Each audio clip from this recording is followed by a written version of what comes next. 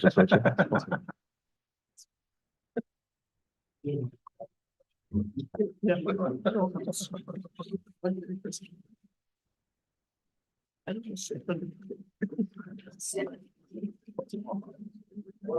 One minute.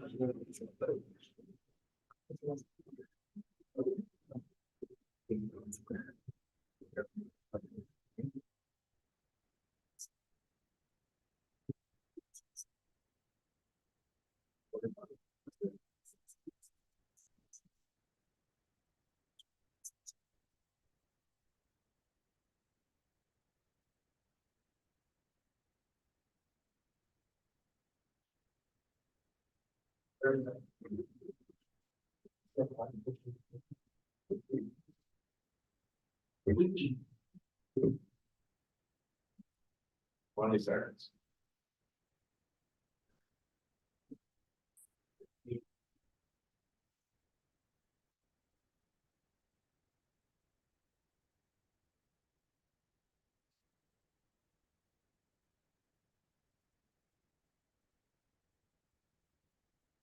Morning and good afternoon.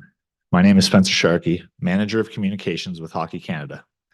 Thank you to our fans from coast to coast that are tuning in on TSN, RDS, CBC, Radio Canada, and all other networks. And thank you to the media representatives who have joined us in person and virtually today. Today is an exciting day for Hockey Canada and the Canadian Olympic Committee. In a few minutes, we will unveil the 25 National Hockey League players nominated to Team Canada's men's hockey team for the 2026 Milano Cortina Olympic Winter Games.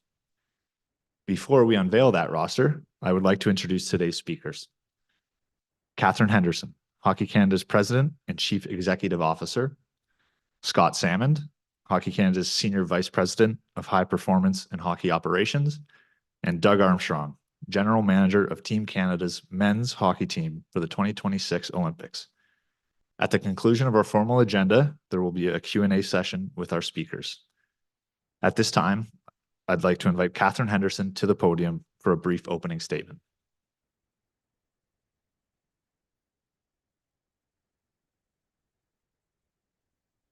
Thanks, Spencer. Merci à tout le monde qui est ici avec nous et nous écoute à RDS at TSN. Today is a very exciting day for Hockey Canada and an important milestone in our journey towards the 2026 Olympic and Paralympic Winter Games as we reveal the first of our 3 Canadian rosters that will compete for gold in Milan. Announcing our roster today would not have been possible without the Canadian Olympic Committee, International Ice Hockey Federation, the National Hockey League, and the National Hockey League Players Association.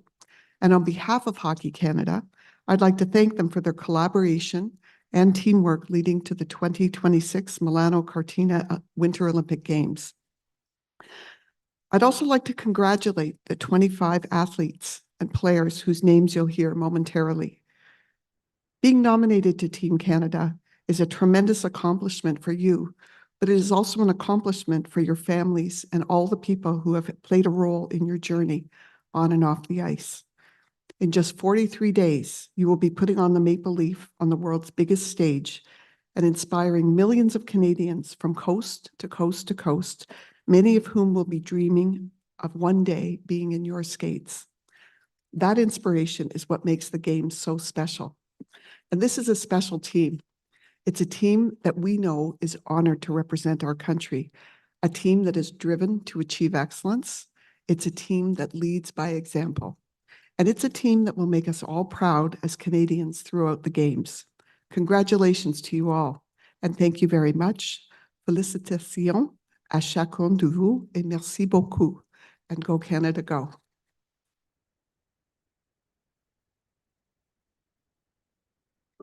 Thank you, Catherine. Merci. I'd now like to invite Scott Salmond to the podium to say a few words.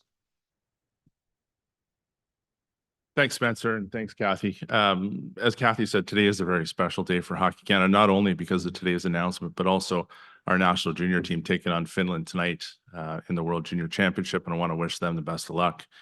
On behalf of Hockey Canada, I want to take an opportunity to thank our management group and specifically Doug Armstrong for the work that he's done in putting together this roster. This is not a process that started last week or last year.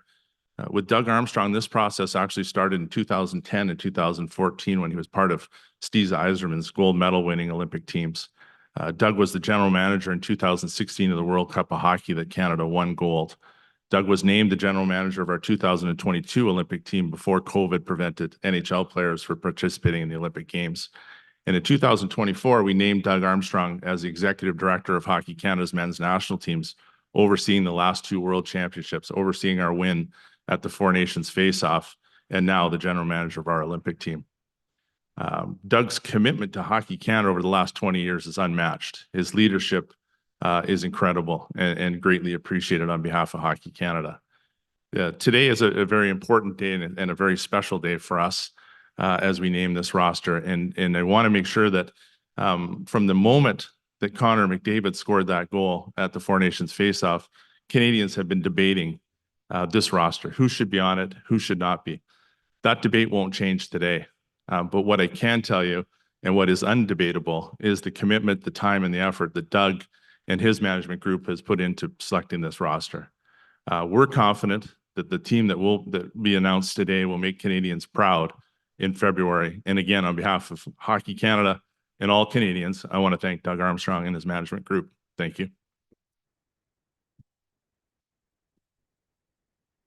Thank you, Scott. Merci. I would now like to welcome Doug Armstrong to the podium to make today's announcement. Thank you very much. First of all, I'd like to welcome the passionate hockey fans across Canada for joining us today as we unveil Canada's Olympic men's hockey team. The last 18 months for myself and our management group has been a labor of love. We've been able to travel all across North America, go to Sweden for the World Championships, and watch Canada's best perform. And let me tell you, they have not disappointed. There are many great advantages to being part of this program and working for Hockey Canada, and one disadvantage. The advantages start with and end with how great the players are, how many there are, how hard they compete, and more importantly, how badly they want to make this team. The one disadvantage is for management and management alone. It's taking that wide group of players and narrowing it down to 25. I'd like to thank the Hockey Canada board, Catherine Henderson and Scott Salmon, for their unwavering support as we move forward towards Italy. I'd also like to thank John Cooper and his coaching staff for their work, preparing us, giving us information on players, and allowing us to pick the proper 25 players to move forward with. I'd like to say a special thanks to my management group of Don Sweeney, Jim Nill, Julian Brisebois, Kyle Dubas, and Ryan Getzlaff for their countless hours of work on the phone and at arenas. That has been unbelievable to watch these guys prepare to announce this team. I'd also like to say a special thanks to the spouses and partners for our management staff from the NHL people. The NHL season is long, it's grinding for managers and coaches, and we're not at home a lot, and when we're at home, we're not there a lot. You add in the Olympic part of it, and we wouldn't be here without the love and support of our families, and to them, I want to say thank you very much. So with that, please look at the monitors as we unveil Team Canada.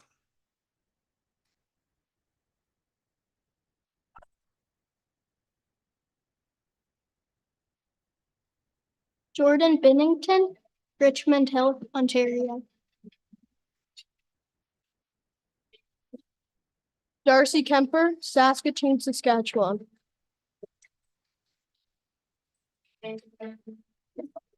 Logan Thompson, Calgary, Alberta.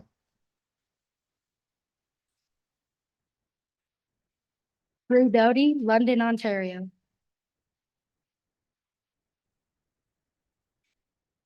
Thomas Harley, Syracuse, New York.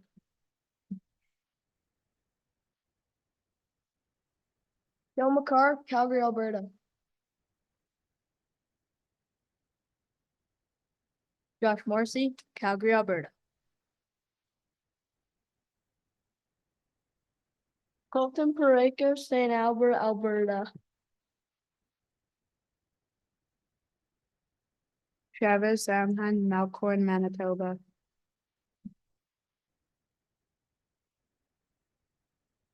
Jake Theodore, Aldergrove, British Columbia.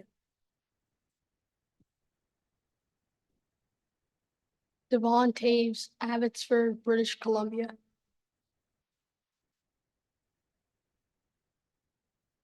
Macklin Celebrini, Vancouver, British Columbia.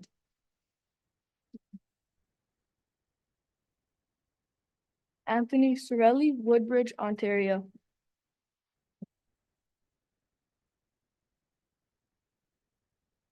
Sidney Crosby, Cole Harbour, Nova Scotia.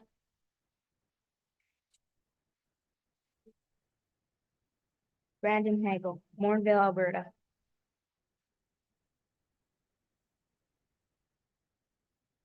Bo Horvat, London, Ontario. Nathan McKinnon, Cole Harbour, Nova Scotia.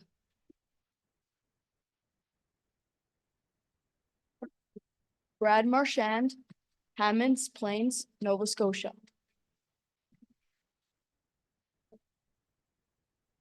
Mitch Marner, Thornhill, Ontario. Connor McDavid, Newmarket, Ontario. Braden Point, Calgary, Alberta.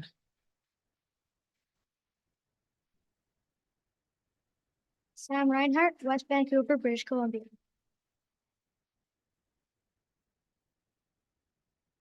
Mark Stone, Winnipeg, Manitoba.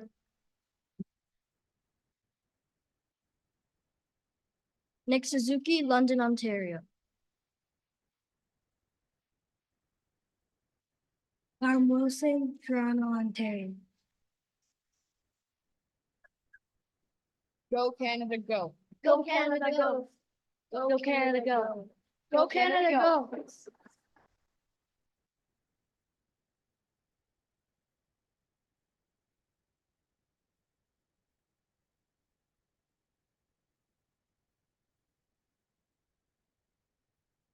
Thank you, Doug. Merci. And thank you to the minor hockey players from Hockey Calgary who helped us create that incredible roster video.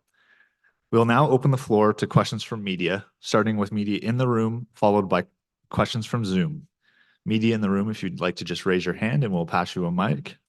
Media on Zoom can use the raise hand function and we'll call upon you shortly. Start on the right side here. Hi, Doug. Mark Masters, TSN.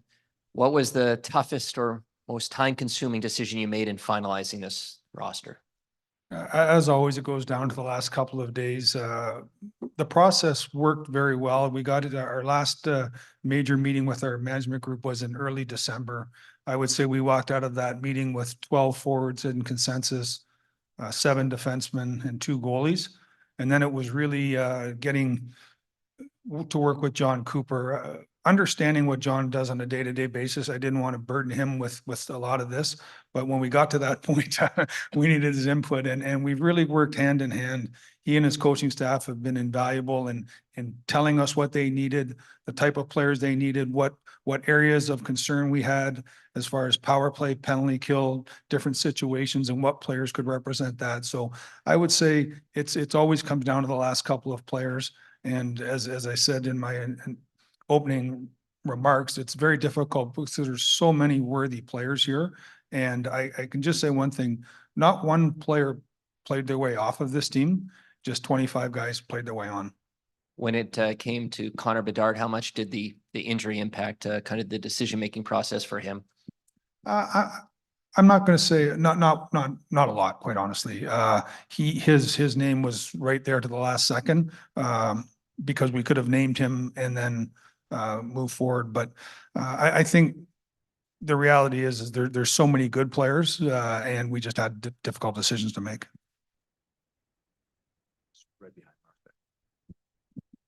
Hey, Doug, Kyle Bukauskas from Sportsnet. So it felt like for, I don't know, at least the last month on the outside that Macklin Celebrini was a name that he had done enough to make the team internally. At what point did you guys decide that despite his age, it was undeniable that he deserved to be part of the roster? early December. He was one of our 12 that had done enough to make us comfortable that he was someone we wanted to present to the coach, that of our 12 core players or 12 players that we had all agreed upon. I talked to him this morning. I had the opportunity to meet him. It might have been his 5th or 6th NHL game. It's a story I think I've shared with some of you that they were playing in St. Louis, and I went down before the game and I said, introduced myself, and I said, you're not on the radar likely for the Four Nations, but the Olympics are coming up and we're going to watch you. And he proceeded to have, I think, 4 points that night. So I said, I'll always have those conversations after the game moving forward. But since then, he's really taken off. He's gone to the Worlds. He fit in very well socially with the top players in the game, and his product on the ice speaks for itself. So he worked his way on, and you know, his resume is shorter, but it's extremely filled out for his age. Doug, Josh Clipper with the Canadian Press. Just in terms of your goaltending, what gives you confidence in Jordan can still get it done? Excuse me. And also, what did Darcy and Logan show to get on the roster? Yeah, I think that when we select all the players, we look at their recent play and we look at their resume. And Jordan Binnington's resume speaks for itself. What he did at the Four Nations, what he's done in the NHL. His statistical numbers aren't to where he would like them to be this year. And working for the St. Louis Blues, I would agree. But also, I don't think the St. Louis Blues have put a product in front of him that we should be proud of. And so he's a byproduct of how we play on some nights. But I think talking to the coaches and the management, and that was the one thing that surprised me a little bit with the group, was his name never came up as, you know, a question mark. I think what everyone saw from him at the Four Nations cemented his legacy for this tournament. And what I've seen over his career made it easy for me to go that direction. With the other two, I think Logan statistically has been maybe the top goaltender over the last couple of years. Canadian goaltender. He was very close last year on the Four Nations. All he's done since then is play exemplary hockey. And Darcy has a great resume. He's got the Kings in a good spot. He's a Stanley Cup champion. So we believe in those three. We have the proper components. And just follow up, the injuries are unfortunately part of the game. Is there a standby list? And if so, how many, and what's the message to those guys? Yes, there is a standby list. We're not going to give a definite number. What we've tried to do is give you some insight into our thought process. It's not one player out, one player in. What we're going to do is say, if this style of player gets hurt, we'll have a list of players to look at. If this style of player gets hurt, we'll have a list of players to look at. That list is it's long, but not too long, because there's different style of players that we want. And we've asked the players if they want to stay on that list. Part of the requirements to be on that list is you have to continue with the testing that the Olympic Committee does. And, you know, to a man that I've talked to, they said they want to stay on the list. Everyone, you know, hopes that the 25 guys have health till then, but their job is to prepare that if someone unfortunately is injured, they're the first name they're at the top of that list that we're considering. Doug, Guillaume Lepage with LNH.com. Nick Suzuki wasn't on the roster at the Four Nations. What have you seen from him in the last few months that convinced you to put his name on the list? He's just continued to be a very good player. And I have to say that Marty St. Louis has done a fabulous job. As their team ascends, you look at why. And Nick is a major player in that. The pressure that goes playing in Canada is one level. The pressure playing in Montreal is a different level. Then the pressure of being the captain of the Montreal Canadiens is at a different level. And what impresses me about Nick is his ability to compartmentalize all that and still be a top player every night. We love his versatility. He can not a major penalty killer for the Canadiens this year. And we talked to their management group about that. And a little bit of that is just managing his ice time. But we know he can kill. We know he can play the power play. We know he's a 200-foot player. And what we wanted to do as a management group is to provide John Cooper with players with a lot of different tools in their toolkit. And Nick is one of those players.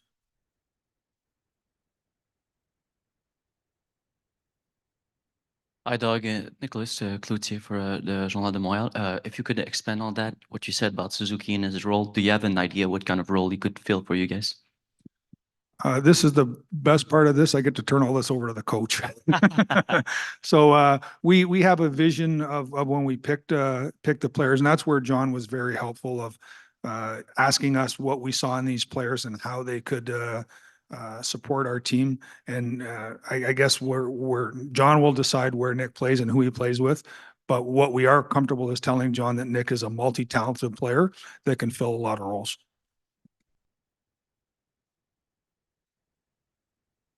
Hey, Mr. Armstrong, Jesse Pollock, TSN. Mark Scheifele is having a pretty solid year with the Jets. I just want to know, was he a player that came right down to the wire? Yeah, there was a number of players that have come right down to the wire. And I would say just to ensure that we all make the Olympics, I'll hold my answers to questions of players that are on the team, not on the team. So, but yeah, there's so many players that are right on the cusp. And I said, and I really meant that no players played their way off this team. We just had to narrow this down to 25. Hi, Doug. Adam Kimmelman from NHL.com. Goaltending's such in the spotlight. When you guys were discussing positions, was goalie what you spent maybe the longest on? And how did you how many were in that initial group that you went from to get to these three guys you picked today? Yeah, if you go back to the group that came to Calgary, it would have looked like a goalie camp if we had brought all the players that we had on our list at that time. So there was a number of players on that list. David Alexander is our goalie coach, and he works with me in St. Louis. I put a lot of stock into his opinion. He scouts the goalies. He and John talk a lot about it. So I'm going to say, as a management group, we didn't spend a lot of time talking about the goaltending. But that group was extensive, and we believe that the three that we named have earned that right. And we've told the others to, you never know what happens with injuries, and to stay prepared. And it'll be a tough decision if one guy goes down, because there's some guys playing really good hockey right now. Josh Gibbons, CP. Just keeping the same blue line. I'm just wondering why you decided to stay the same 8 guys, and what was the conversation like with Drew Doughty when you told me he was on the team? R-rated. And Drew's an unbelievable competitor.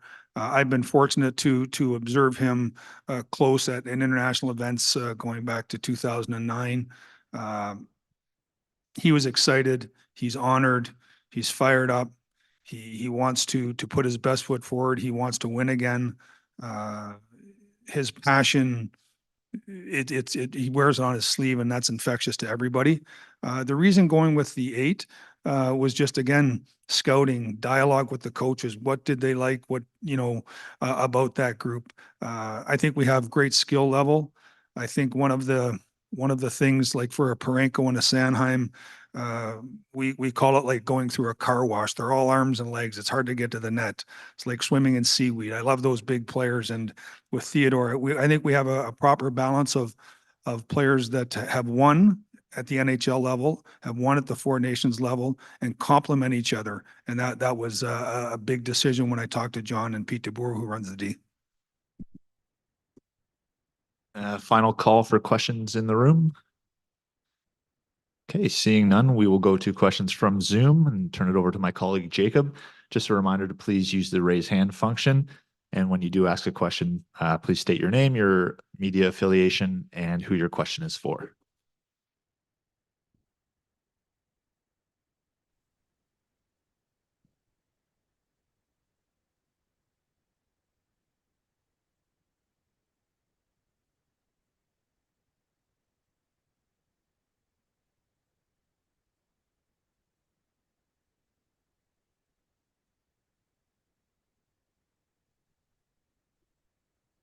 Hey, Doug, it's Andrew Gross from Newsday in New York. Thanks for doing this. I was just wondering specifically about Bo Horvat, what you and your team saw out of him this season, and why you think Bo is a good fit for this group of 14 forwards. Thanks. Thank you for the question. Bo has a lot of the attributes we're looking for. We want to be able to play inside, get to the net. He's a player that played left wing with McKinnon at the World Championships last year. Can play multiple positions for us. I think right now he's of the players we selected, he's our highest face-off guy. So he adds that element to the selection process. Just an all-around good 200-foot player. Can touch both ends of the special teams if needed, and has a multi-positional aspect to him that made him a very appealing player for us. Hey Doug, it's Ethan Sears from the New York Post. Was just wondering about Matthew Schaefer. How tough a decision did he make this for you guys, and at what point did he sort of maybe play himself onto the radar as a guy who presumably had not been on the radar going into the season? I'll be honest with you, he wasn't on my radar at the start of the season. But his play is exemplary. And as I said, I don't want to spend a lot of time talking about players that didn't make the team, but to me, this is a special occasion because he's an 18-year-old man that we're talking about playing in the Olympics. So he's a fantastic talent. He brings you out of your seat every night. He's got maturity beyond his years on and off the ice. And so I was shocked at how quickly he worked his way into our conversations, and that's a credit to him. And the Islanders are very lucky, and hockey's very lucky to have a young player like that coming on the horizon. Hi, folks. Garrett from CTV. Thanks very much for your time and the question. I was wondering, Doug, or maybe Scott or Catherine, you might want to chime in, but if you have received any reassurance on the state of the arena in Milan, if any of the players you've spoke to have expressed any concerns about the arena in Milan, if any contingencies are being planned, just kind of an update on that. It's Scott Salmon here. We've spent a lot of time in Milan ourselves. I've been there personally 3 times, and the day after the World Juniors ends, I'll be going back. And so I told Doug yesterday that we'd have a much better idea where we are in the facilities, both the main arena and the practice facility. We have, again, taken some steps to make sure that we have backup plans should we need them. But, we fully expect, and we've heard from the IHF and the IOC that the arena will be built and it will be ready. And that's our expectation. Hey, Doug, Patrick Johnston here from Post Media. I think you said to Pierre LeBrun the other day that you were looking at, who you guys were playing, not just the U.S., so on. I'm wondering what sort of your guiding question in assembling this roster is. Is this the best 25 players in Canada, or was there a sort of style you guys wanted to play? What guided you in picking these players in the end? We believe this is the best team we could select. There's, as I said earlier, there's a lot of aspects that go into the team. You look at Hagel Sorelli's penalty killing. It's exemplary in the NHL. That's an area that we want to make sure that there's not going to be a lot of power plays, but a power play goal will count even higher because there's not that many. So players like that come in with something that they can provide along with other assets. So what we've tried to do is build the best team. And we have to do our job to get an opportunity to play teams from the other brackets. And so we're not building this team to beat any one team. We want to build a roster that can compete with against anybody. And I assume all the other countries are doing the same thing. It's a very dangerous and slippery slope when you do something just for one opponent and you never face them. So our goal is to build a team that can compete with anyone. To be the best we can be. That's our goal, is just to be the best we can be, and let the chips fall where they may. And we're excited about this group that can hopefully compete against any nation that will be at the Olympics. We have one more question from Ken coming up, but this is a final call for questions on Zoom. Good afternoon, Doug. Ken Weave, Winnipeg Free Press. You've seen him a lot. What are you expecting to see from Josh Morrissey on the Olympic stage after what he's done both at Four Nations and for the Jets for the last number of years here? More of the same. Josh is a player that we obviously know very well from being in the same division. His game is getting stronger every year. what what he went through at the Four Nations and the pain he was in not being able to participate in that final game showed his love of country and passion for the game. We played Winnipeg in the first round. He was a phenomenal player. I just think he's a heck of a hockey player, and we're not expecting or asking anyone to come and do more than what they do. We just want them to be the best versions that they can be, and Josh is that now. When we expect him to be that when we get to Italy.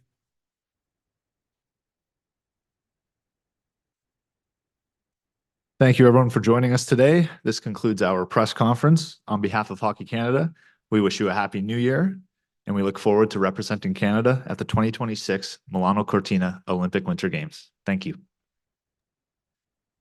Merci à tous et à toutes de votre présence. La conférence de presse d'aujourd'hui est maintenant terminée. Au nom de Hockey Canada, nous vous souhaitons une bonne et heureuse année. Nous avons hâte de représenter le Canada aux Jeux olympiques de 2026 à Milan Cortina en février.